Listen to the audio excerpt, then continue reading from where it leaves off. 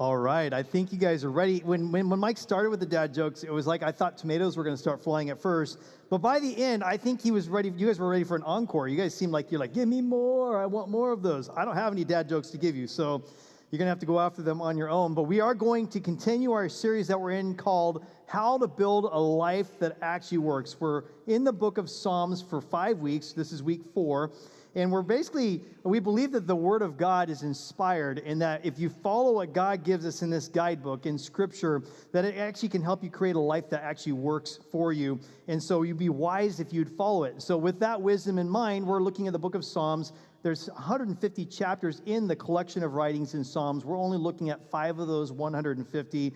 The fourth one we're looking at today is one of the most popular in the entire Bible. It is Psalm chapter 23. If you have a Bible, get it turned to Psalm chapter 23. If you got your app, pull it out. Psalm 23, because we're going to read through the whole thing together. And I want to warn you for it. It's not going to be up on the screen, so be ready to read that with me. But this is one of the ones that you've heard before, probably many times. You might have heard it as a kid growing up. You may have heard it at a memorial service. This one gets read a lot at memorial services. It's well known. In fact, probably the only passage in Scripture that's more famous is probably from football games where some guy had it painted on his chest as John 3:16.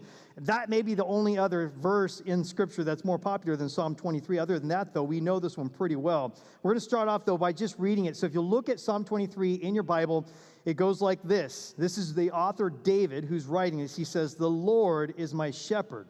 I lack nothing. He makes me lie down in green pastures. He leads me beside quiet waters. He refreshes my soul.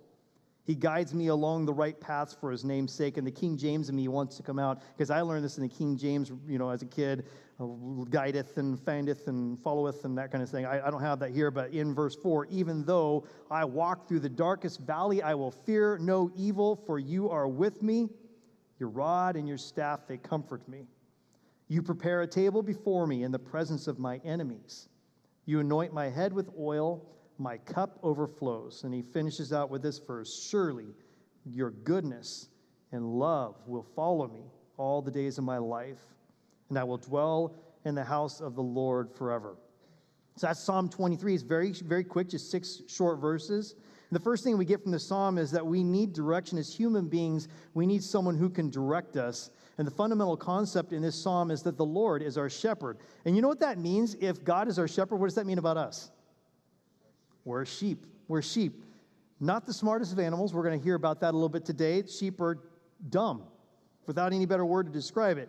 One writer that I'm going to quote a lot from today is a guy by the name of W. Philip Keller. He wrote this book back in 1970 called Shepherd Looks at Psalm 23. It's a great read. If you haven't read it before, I encourage you to get it. Over 2 million copies have been sold. You can get it on Amazon for about $5. But I'm going to quote this author today because he was an actual shepherd.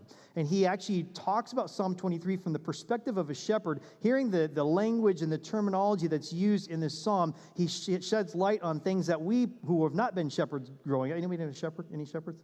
I didn't see. Were there any dentists in here? I didn't see that either. Anyways, we didn't grow up as shepherds. We didn't live as shepherds, so we don't necessarily know what is all being talked about with the language that's used here. And so I'm going to kind of shed some light from with what W. Philip Keller says as we go throughout our time together.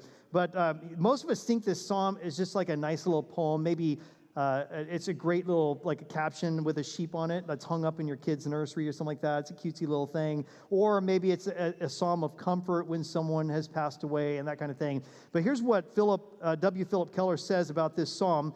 You can see this on the screen. He says, "This psalm is about protection during dangerous travel.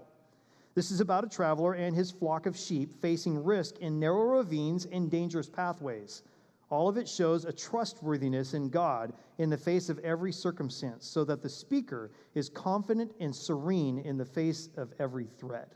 That's what a shepherd writes about this passage, coming from the perspective of a shepherd, that this is about safe passage. This is about comfort. This is about assurance from the one who is with us when we go through those tough periods of our life.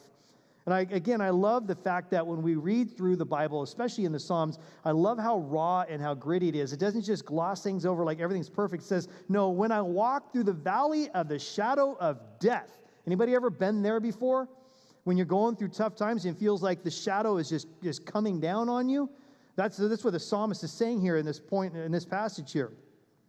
And so he's talking very raw about this, and it's practical stuff for us. He's giving us tips on how we can go through those tough times. It's not just like, hey, here's a little, pick me up. It's like, here's some stuff you can actually apply to your life and stuff that's practical. In today's culture, we have a lot of self-help content available to us, literature, through books. You can probably pay easily over $1,000 and go to a very famous self-help person who's going to speak to you and help you, and they give you a whole lot of stuff about how you are worth it and you've got it in you and you can make it happen. It's all about you. And in fact, if you work really hard, you can kind of manifest things in your life like, I want to be rich, I want to be rich, I want to be rich, I want to be rich, I want to be rich, I want to be rich. It's going to come because I keep saying it. I want to get healthy, I want to be healthy, I want to be healthy, I want to be healthy. Never mind the McDonald's that you're eating on the side here. I want to be healthy, I want to be healthy, I want to be healthy. It's like if we say it enough, the universe is going to see the balance of things that we're so much wanting this. The universe is going to tip the scale for us and go, okay, here you go. You've worked hard for it because you said you wanted it and you're going to get it. And the psalmist is saying, no, this is not about you. In fact, the psalmist, the self-help people say you're a winner. You can win on your own. You can make it happen by yourself. And the psalmist is saying, no, exactly opposite. You're a loser. You're a sheep. A sheep, one of the dumbest animals, the kind of animal that if it doesn't have a shepherd to guide it and to protect it and to feed it and everything else, that sheep will most likely die. They don't last on their own. You hear the psalmist is telling us, the Lord is my shepherd, which therefore means I am dumb. I am nothing without him. And yet in our culture, we think that if we just think much of ourselves, that we can make things happen. No. With God, we can make things happen. And a lot of times we get this thing flipped on its head. The thing about sheep is this. Anybody ever hear, like your mom when you were growing up, you're doing stupid stuff because your friends did stupid stuff, and your mom was like, if Johnny jumped off a cliff, would you? Like, anybody ever hear that, like from your mom growing up? If your friends jumped off a cliff, if you're a sheep, yeah, the answer is yes, you would. Because that's how dumb sheep are. They would jump off a cliff if another sheep jumped off a cliff. I want to go to another quote by W. Philip Keller and what he says, talking about the sheep and the shepherd and the one who owns the sheep. The sheep's well-being depends on what type of a shepherd he has. The good shepherd spares no pains for the welfare of his sheep. He talks about this. He says, in memory, I still see one of the sheep ranches in our district, which was operated by a sheepman who ought never to have been allowed to keep sheep. His stock was always thin, weak, and riddled with disease and parasites. Again and again, listen to this, they would come and stand at the fence, staring blankly through the woven wire at the green, lush pastures with which my flock enjoyed. Had they been able to speak, I am sure they would have said, oh, to be set free from this awful owner. Philip Keller talks about how having the right shepherd is an important thing. If you have the wrong shepherd, it leads to wrong stuff. And the thing is, many of you have picked the wrong shepherd in your life, the wrong leader, the wrong master for you. You've picked money, you've picked success, you've picked beauty, you've picked, you fill in the blank, relationships. Whatever it is, you've picked the wrong owner for success in life. And here's the problem. Look at what David writes in Psalm 23, verse 1. I'll go back to that verse 1 again. He says this, and it come up on the screen. The Lord is my shepherd, I lack nothing. And see, here's the problem. If you have the wrong shepherd, you will lack everything. No matter how much you want money to fill the void in your life, success, fame, reputation, relationship, food, like you fill in the blank with the thing you think is going to fill you, and you will always come up lacking something because it'll always demand more of you. It'll never fully satisfy. For a moment, there's pleasure in a moment in those things. They give you pleasure for a moment, and then after a while, they begin to wear off, and you need a little bit more of it to get the same amount of fulfillment from it, and pretty soon, it's just not enough to go around. And you find yourself lacking everything, and he says, the Lord is my shepherd. Not money, not fame, not success, not beauty, not health. The Lord is my shepherd. I lack nothing. That's what we need. We need Jesus. We need God to be our shepherd, the one who we put our trust in, the one who becomes our master, who we willingly follow. And when we do that, then we will find the peace that we're looking for. I titled today's message, Finding Peace in a Pressured World. And I'd like to give you 7 thoughts, on how to find peace in a pressured world. The first one, and these are in your notes, you can fill these in. The first one is this: I need God. If you want to find peace in a pressured world, you need God in your life. With all the implications of being a sheep, here's the key. He's the key here. With all the implications of how dumb a sheep is and how helpless it is and how much it needs God in order to be able to survive, the shepherd, in order for it to survive, here's the thing. When God is our shepherd, he still wants us. He still loves us. He still pursues us. He longs for a relationship with us. He longs to be there for us as a good shepherd with his sheep. He wants to be there for us when we go through hard times. See, we're used to, in our day and age, we're used to cancel culture. You mess up one time and you are canceled. You are off. You're out. You're done with. See, we mess up all the time. You and I, we mess up constantly, daily. We are boneheads. We do stupid things every single day. And every time God comes back and says, no, I'm still your shepherd. I'm still pursuing you. I'm still protecting you. I'm still giving you good things. He's the good shepherd. If you took today's cancel culture and applied it to the Bible, you apply that to Moses, you apply that to Noah, you apply that to David, the guy who wrote this psalm, who, by the way, got caught cheating on a man with his wife. He had an affair with a wife, and then to cover it up, he conspired to commit murder against this guy. All of these guys in Scripture, these people we would consider Bible heroes, would be canceled completely if we followed today's standards of culture. God says, no, I'm the shepherd. You're going to mess up. Yeah, you're dumb. You're doing stupid things. But you come back to me. I'm going to be the good shepherd. I'm going to guide you. I'm going to use you. God uses broken people. He uses people who are messed up, people who go wayward. Here's the thing about a good shepherd. A sheep of a good shepherd, they know his voice. In fact, Jesus in John chapter 10, the famous Good Shepherd chapter, he says, my sheep know me, they know my voice. And I've showed this before. I don't know if you've seen this, but I want to show you a clip of a shepherd and people who are not shepherds of the flock of sheep, and watch what happens. Look at this.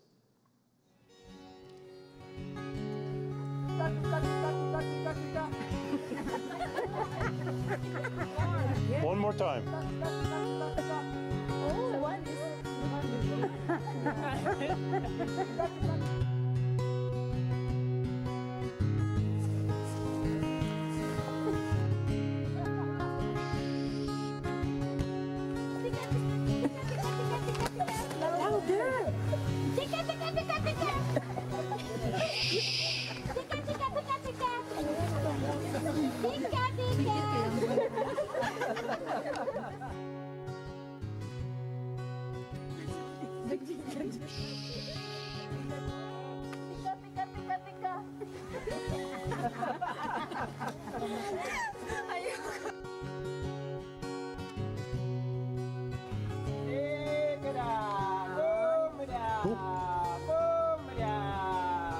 Look at them, look at them. Isn't that amazing? They're coming. Oh my God. Oh my God. Oh my God. He's so nice. Oh my God. This is amazing. Isn't that crazy? The sheep know the voice of the shepherd. The question I have for you is, do you recognize the voice of the good shepherd? Do you hear his voice? I just, a couple weeks ago, left on vacation, and before going on vacation, I had something I wanted to bring with me on the vacation. I was looking forward to a little toy that I could bring and have fun with on vacation. And the morning before I left town, I felt God just saying, don't bring it. And I'm like, no, I want it. And I'm making excuses. I'm like, God, if I do this, he's like, do not bring it. And the more I tried to fight against this and this urge to bring this, the more I heard say, God, do not bring it. It got louder and louder. And finally, I'm like, okay. And for the whole day until the next day leaving on the trip, I had to mourn the loss. I wasn't going to bring this toy on the trip. Realizing once I got on the trip, the reason why he didn't want me to bring it is because I would have put my focus on that. The whole point of going on the vacation was to make memories with my family. And I would have been fixated on my little toy. And the question I have for you is, when God, the Good Shepherd, when he calls, when his voice is out there, do you recognize it? Like a parent in a crowd of kids, and that one kid calls mom, and for whatever reason, mom always knows which kid it is, and it's their kid when they're calling for him. Do you hear the voice of God? Do you recognize his voice in your life? And if you no longer recognize his voice in your life, might I suggest it's time to go looking for him again? You need to find the Good Shepherd and to hear his voice. I love that he says in that first verse, he says, I lack nothing. The Lord is my shepherd. I lack nothing. Without a shepherd, sheep left to themselves lack absolutely everything. They lack water, food, place to sleep, security, and safety. Lack all those things. In fact, I told you sheep are dumb. I just want to give you an example. You've probably seen this online, but just watch this. This is how dumb sheep are.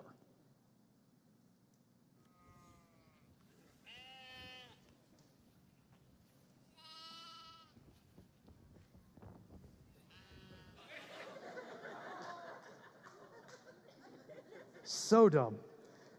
By the way, that's what God's saying we are. You and me, that's us. That's us. Because every time we get ourselves in a ditch, he pulls us out, he gets us set up, and we're like, no, I got it from here, God, I got this. And what we do, we go back to the same things. We jump right back into the same ditch again. And we're like, here I am again, Lord. I need your help. And it's nice to know that when we have a good shepherd, when Jesus is our shepherd, we lack nothing because he is the good shepherd. Here's verse 2 in your notes. I want to give this one to you. He makes me lie down in green pastures. He leads me beside what? Quiet waters. He leads me beside quiet waters. Underline that phrase, quiet waters. How many of us need this verse right now in the midst of the chaos and the anxiety and the stress and the burnout and the craziness and the pain of this world? How many of you right now could use some quiet waters in your life? Yeah. I see hands going up. That's me as well. We need that in our life. We're more comfortable as human doings than we are as being human beings. And I think a lot of times we attach our worth, our value, identity, who we are to the things that we do. And we get so busy, wrapped up in doing all the things that we feel like we have to do, the things that we feel like they need to get done, that we forget to stop and just enjoy God's presence. Be quiet and be still before him. In fact, the psalmist, Psalm 46:10 says, be still and know that I am God. Do you ever get quiet before him? If you're maybe moments ago when I said, you hear the voice of God and you're like, I haven't heard God's voice, maybe it's time for you to get quiet, be still with your soul before him, and allow him to speak again, because he's not going to scream at you. He's a perfect gentleman. He's going to talk very softly and wait for you to listen. And once you start tuning in, you begin to recognize his voice again. But that's the second thing I believe we need to find peace in a pressured world, is that we need quiet. I need God, but I also need quiet. We all grew up in this busyness of Western culture that says everything has to go all the time. It's boom, boom, boom, boom. Like when you go to the drive-in to get your food, there is a monitor with a countdown clock telling them how long you've been sitting in that drive-thru to make sure they stay on top and keep you moving. Because if they don't, guess what? We get impatient. We're like, it's been 1 minute and 36 seconds and I haven't got my food yet. Move along, people. Come on, let's keep this thing going. And so we are so caught up in American culture of busyness that everything's got to happen all the time. You know what the biggest problem I think we have is that little device that we have in our pocket called the phone. And I'd pull mine out and show it to you right now, but something happened on my trip, and my phone got lost, and it is gone forever.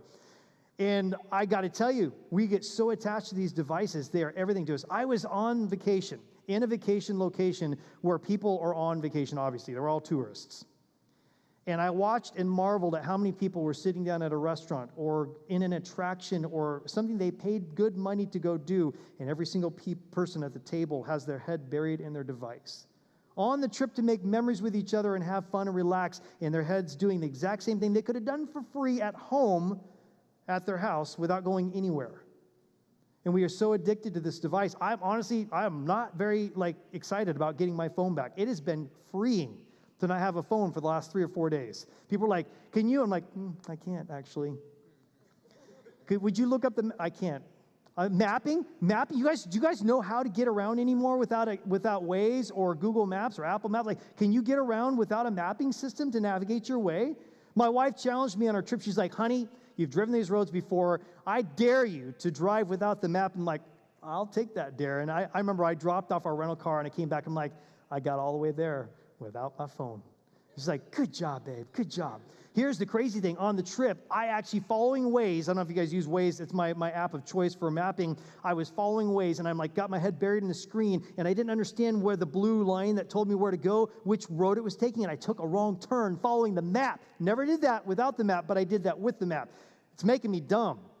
And it makes all of us dumb because we have our head buried in this device instead of getting out and enjoying life. And guess what? When you start freeing yourself all of the time on your device, watch how much time you begin to have available to you. I want to give you guys a little bit of an experiment this morning. Who would be willing right now to pull out your phone and tell me how much screen time you've been on average in the last week? Anybody? Anybody bold enough to do that? Pull out your phone. Okay, I got one back there. Okay, Laura, go ahead and pull out your phone. And if you guys don't know how to find screen time, and everybody, by the way, I won't make anybody else, call anybody else out, but everyone get out your phone right now. If you got my permission, pull it out. And if you got an Apple, I don't know on Android, but on Apple, you just swipe down anywhere on the screen, and in the search box, type in screen time, and it'll pull up the app, and it'll show you a detailed list of how much phone time you're using. And my daughter who is helping Laura find hers right now. And so when you got that, Laura, wave your hand at me so I know that you got it. Hi, Shane. Good to see you, buddy. But I wish I could pull my phone out and look at that. I can't. But I did look at my iPad. In the last 3 days on my iPad, my average screen time per day was 6 hours. 6 hours of time. Because without a phone, this becomes my device to do all my studying, all my preparation, all that kind of stuff. And so I spend a lot of time on my device. I would imagine it's well over 4 hours for me on a regular basis per day. Laura, do we have it? Did we figure it out? Screen time. Oh, who's got this? Someone call it. Tell me yours, Chelsea. 11 hours and 25 minutes per day. Per day. Well, how about over here? What do we got? 48 minutes. Over 50. Just want to point this out. Over 50. What do you got over there, Mark? 1 hour, 5 minutes. Okay, over 50. Yes. Here's the thing, guys. And by the way, I want you guys to understand this, that using the device is not the devil. There's nothing wrong with, there's nothing evil about a phone. Hear me out on this. That is not the problem. It is our responsible use of the tool that we have. And there's responsible uses for this tool. I use it for my quiet time. I use it to listen to audio guides while I'm reading the Bible. I use it for mapping. That's legit. I use it to make calls for work. So there's legitimate uses. My point isn't to point out and shame anybody for how much time you're on your device, but imagine this.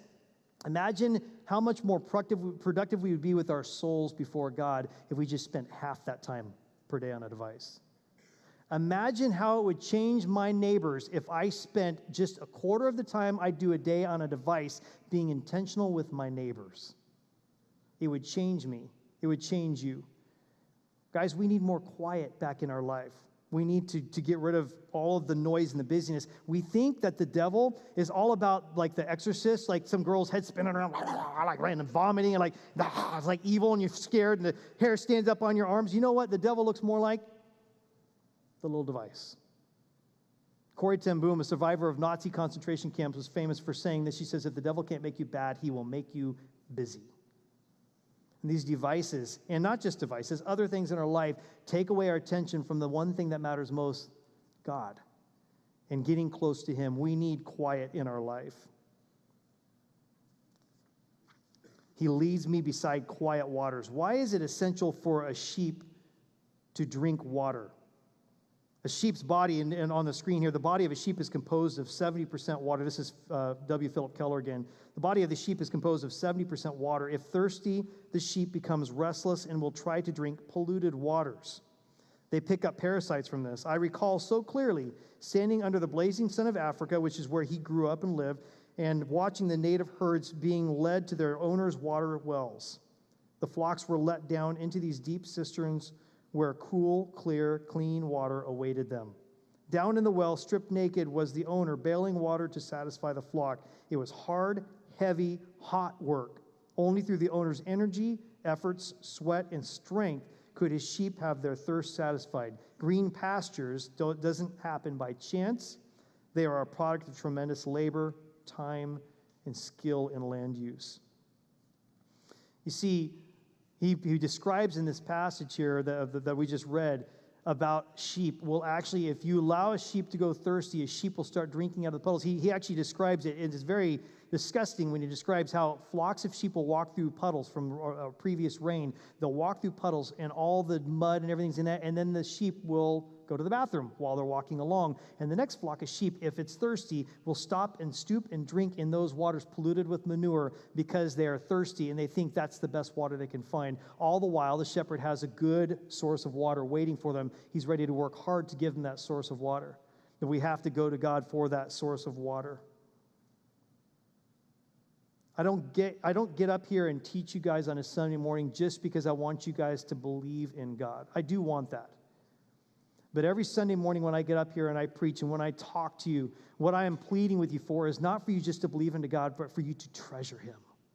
that you can't stand not having him in your life, that you long for him? How many of you leave a church on a Sunday morning and you go out for the rest of the week, you are so distracted and you just can't kick the thoughts about God and his love and how grateful you are and how great he is and how awesome he is, how much time you want to spend with him, how you want to talk about him, how you want to be more like him all week long? I want you guys to treasure God, and the more you spend time with him, the more you pull out all the distractions, you quiet yourself before him, you go to those quiet waters and you drink from his well rather than the polluted puddle that we drink from so often.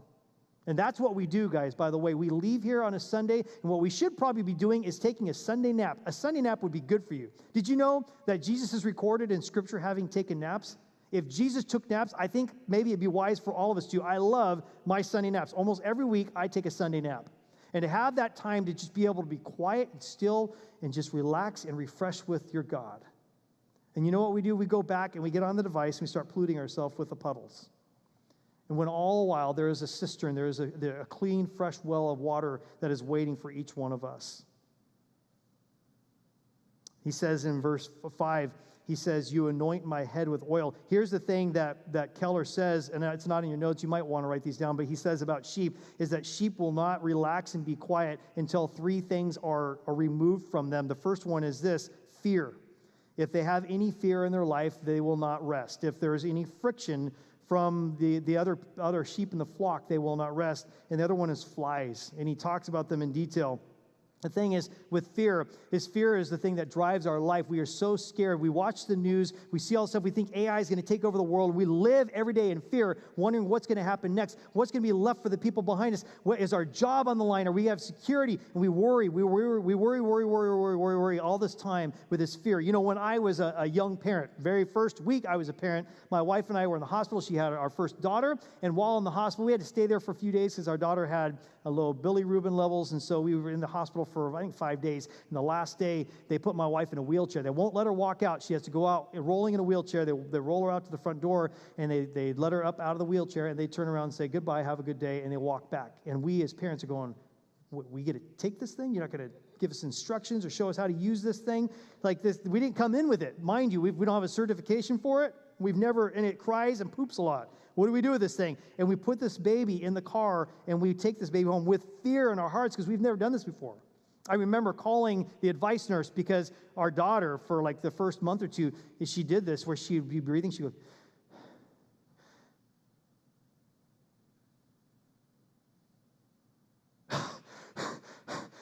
so I'm like, call the advice nurse. Like, my daughter can't breathe. And she's like, oh, honey, sweetie, they're learning to breathe. They just do that. It's okay. That's normal. I'm like, oh, okay, all right.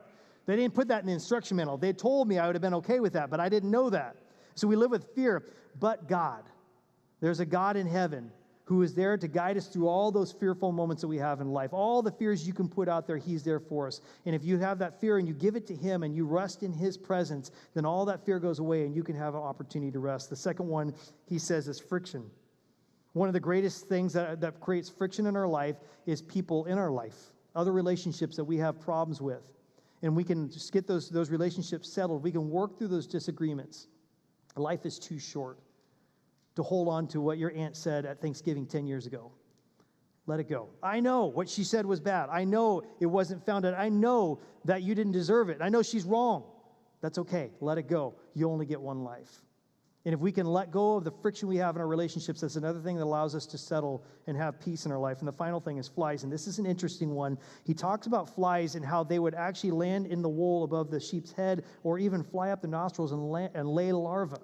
And after the larva would hatch, the sheep would be so driven crazy by the itching and all that stuff that the sheep would take its head and smack it against a rock, trying to get it to stop, and actually will kill itself, trying to get the itching to stop in order to be able to get rid of the flies that they're dealing with.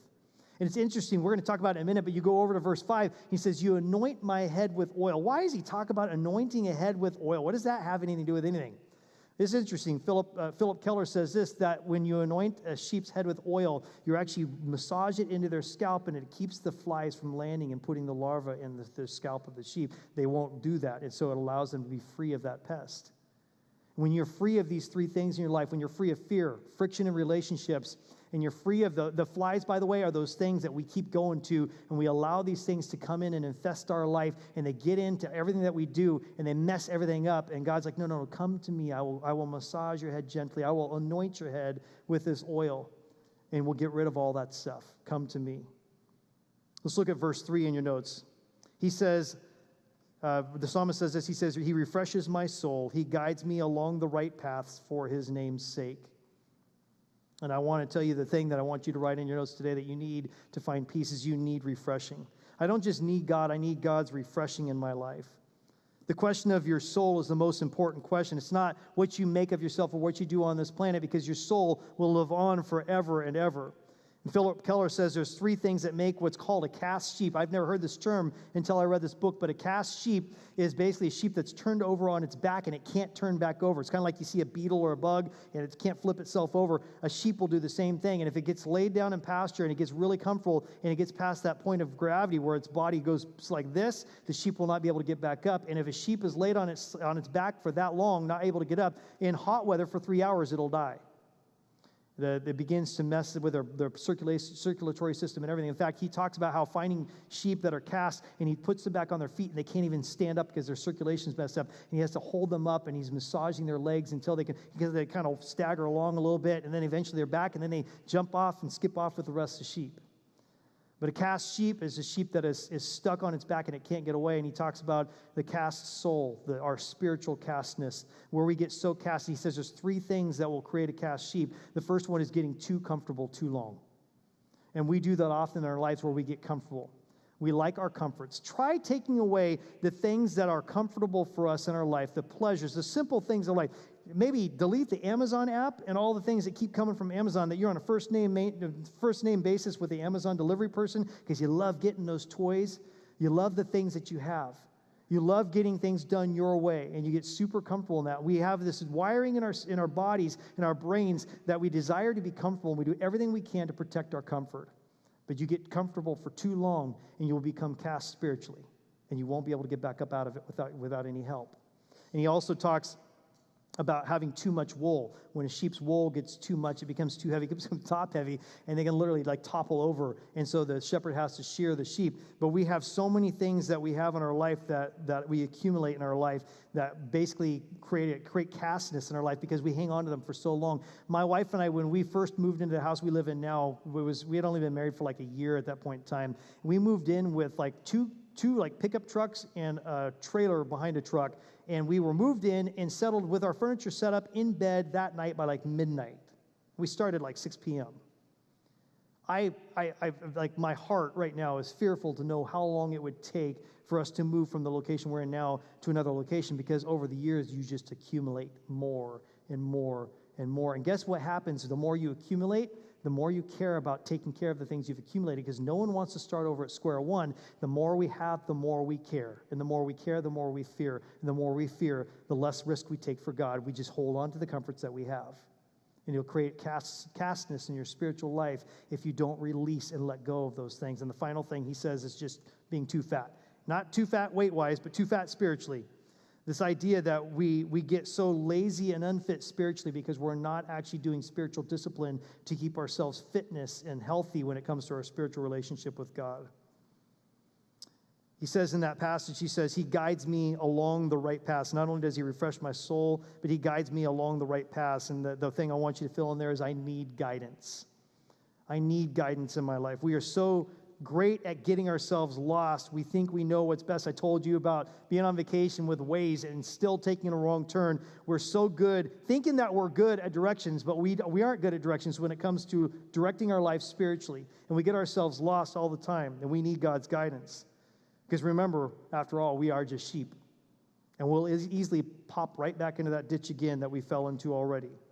And then he finishes out that verse saying this thing here. He says, for his name's sake. He says, he refreshes my soul. He guides me along the right path for his name's sake. The thing I want to point out to you here in this passage is up to this point in time, you could easily think as you're reading through this is all about me. It's about us. Like, well, look at all these great things that God does for us. And we get caught up in this system. I don't know if you've heard this story before, but there's a difference between cats and dogs. Everybody heard this before?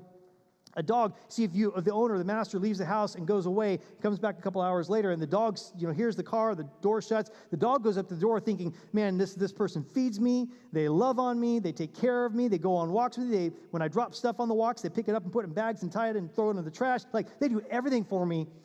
This person must be a God. And so they meet you at the door and greet you as such. A cat.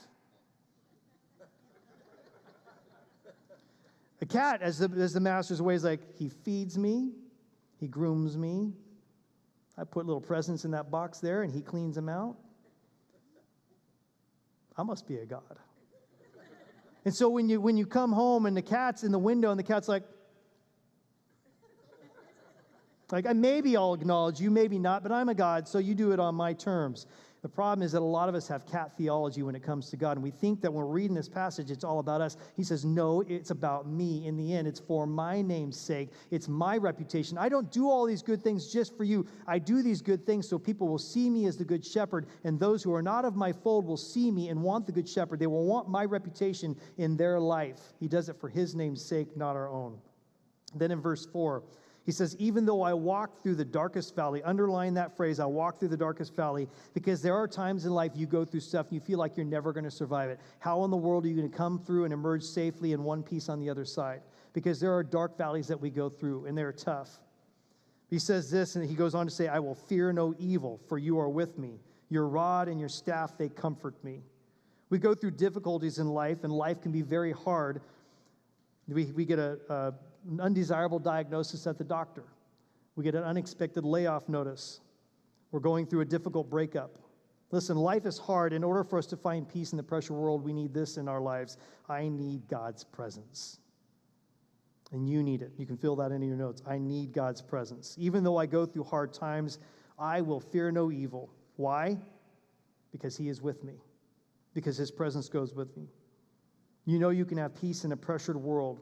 You can draw near to God's presence, even though things are tough all around you. Sometimes God will calm the storms around you, but he will always, if not, calm you in the midst of the storm.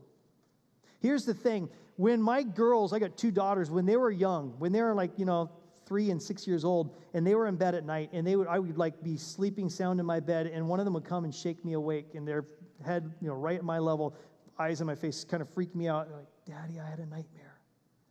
You know what they didn't want? They didn't want me to walk them back to the room and say, here you go, sweetie. Let me give you a 3-part strategy that's going to help you so the next time you have a nightmare, you'll be better, okay? You all good? All right, good night. Go back to bed. No. You know what they wanted? In that moment, they didn't want to hear anything from me. They just wanted me there to comfort them. So what I would do is I'd go over and I'd lay in bed with them. I'm just dead tired, half asleep, and they would just kind of cuddle up against you and just listen to their heart rate settle and their muscles would relax and they'd settle. They go to sleep, and I can slip out and go back to bed. In that moment, all my daughters wanted was my presence or my wife's presence. They just wanted to be near us because that presence equals security and safety.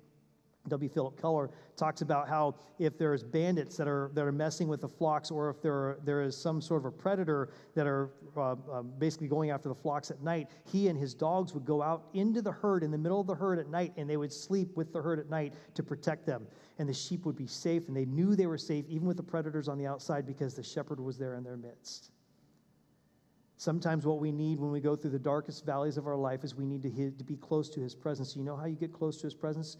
You spend time with him. You get near him.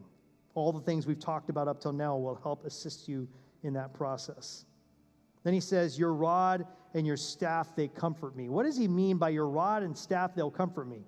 W. Philip Keller can shed some light on that. He says this, a shepherd smacks his sheep at times with his rod to keep it away from poisonous weeds or other close danger. Also, because of their long wool, it's not always easy to detect disease, wounds, or defects in a sheep.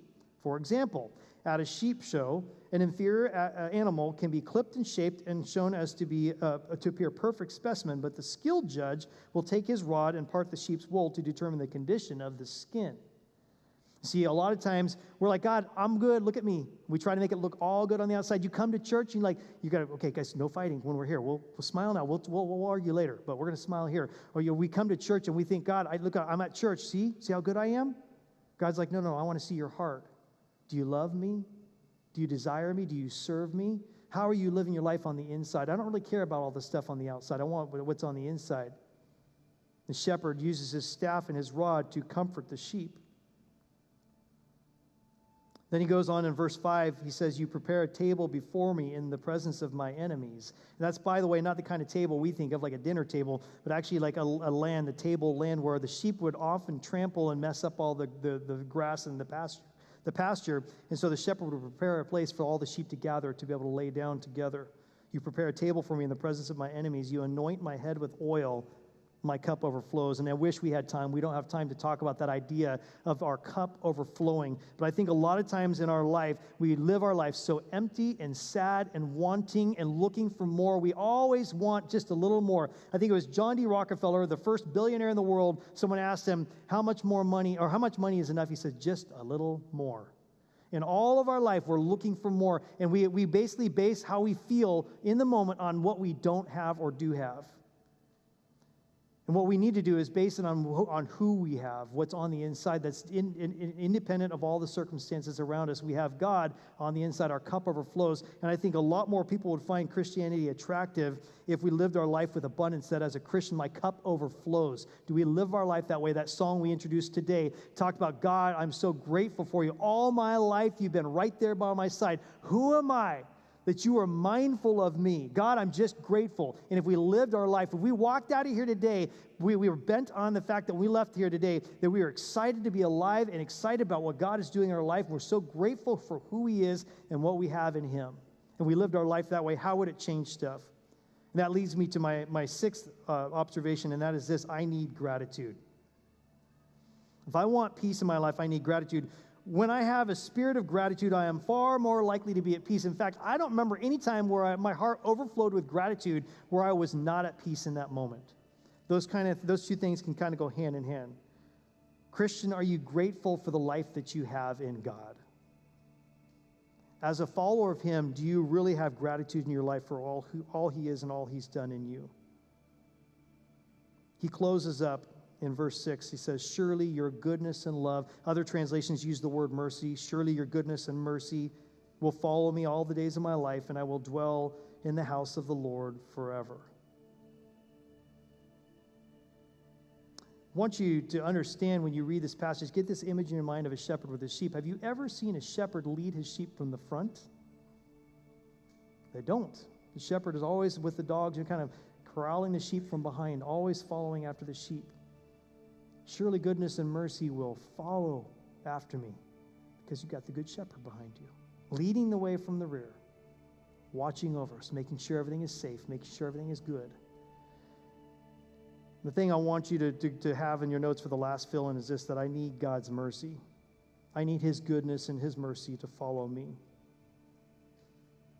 And some of you hear the footsteps of God behind you, and you've got it in your mind that God is coming after you to punish you, to strike you down, to foil your plans. He's angry with you, and that couldn't be further from the truth.